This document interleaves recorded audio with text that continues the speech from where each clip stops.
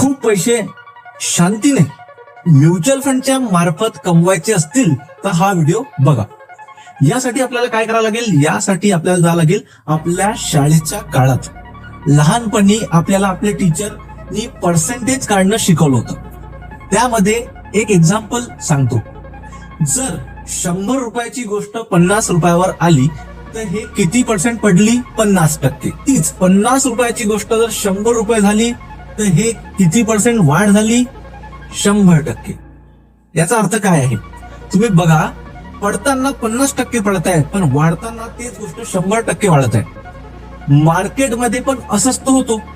तुम्ही चार्ट बघा.